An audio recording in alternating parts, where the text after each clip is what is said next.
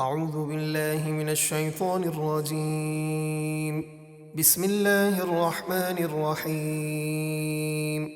يا أيها النبي اتق الله ولا تطع الكافرين والمنافقين إن الله كان عليما حكيما. اے غیب کی خبریں بتانے والے نبی، آپ اللہ سے ڈرتے رہیں اور کافروں اور منافقوں کی بات کبھی نہ مانیں، بے شک اللہ علم و حکمت والا ہے۔ واتبع ما يوحى إليك من ربك إن الله كان بما تعملون خبيرا. اور آپ کے رب کی طرف سے جو آپ کو وحی کی جاتی ہے اسی کی پیروی کرتے رہیں۔ اے لوگو، بے شک اللہ تمہارے کاموں کو دیکھ رہا ہے۔ وتوكل على الله وكفى بالله وكيلا. اور اے حبیب اللہ پر بھروسہ رکھیے اور اللہ کافی ہے کام بنانے والا۔ ما جعل الله لرجل من قلبين في جوفه وما جعل أزواجكم اللائي تظاهرون منهن أمهاتكم وما جعل أدعياءكم أبناءكم ذلكم قولكم بأفواهكم والله يقول الحق وهو يهدي السبيل. اللہ نے کسی آدمی کے سینے میں دو دل نہ رکھے کہ ایک میں اللہ کا خوف ہو، دوسرے میں کسی اور کا۔ ایک ہی دل ہے تو اللہ ہی سے ڈرے۔ اور اس نے تمہاری ان بیویوں کو جنہیں تم ماں کے برابر کہہ دو تمہاری ماں نہ بنایا، اور نہ تمہارے منہ بولے بیٹوں کو تمہارا حقیقی بیٹا بنایا، یہ تمہارے اپنے منہ کی بات ہے۔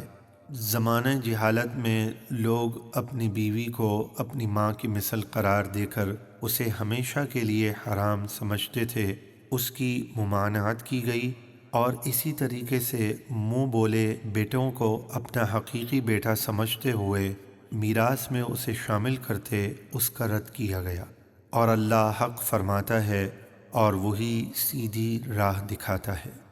ادعوهم لآبائهم هو أقسط عند الله فإن لم تعلموا آباءهم فإخوانكم في الدين ومواليكم وليس عليكم جناح فيما أخطأتم به ولكن ما تعمدت قلوبكم وكان الله غفورا رحيما.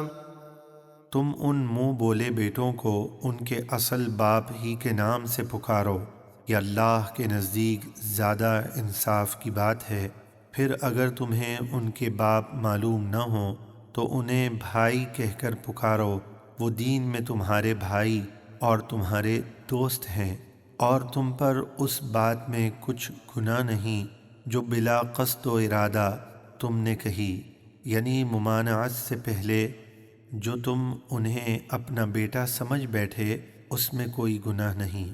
ہاں، وہ بری بات ضرور گناہ ہے جس کا تمہارے دلوں نے قصد کیا، یعنی اگر اب تم ممانعت کے باوجود بھی لیپالک کو اپنا حقیقی بیٹا سمجھ لو تو پھر گناہ گار ہوگے، اور اللہ بڑا بخشنے والا نہایت مہربان ہے۔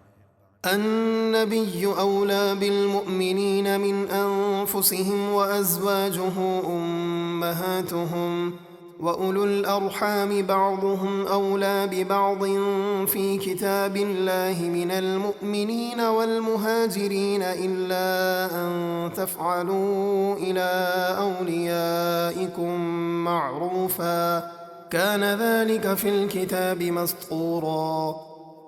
یہ نبی مسلمانوں کی جانوں سے زیادہ ان کے مالک ہیں، اور ان کی ازواج مسلمانوں کی مائیں ہیں، اور اللہ کی کتاب میں رشتہ دار وراثت کے معاملے میں ایک دوسرے سے زیادہ قریب ہیں بنسبت اجنبی مسلمانوں اور مہاجروں کے، مگر یہ کہ تم اپنے دوستوں پر احسان کرو اور ان کے لیے کچھ مال کی وصیت کر جاؤ۔ یہ حکم کتاب یعنی لوح محفوظ میں لکھا ہوا ہے۔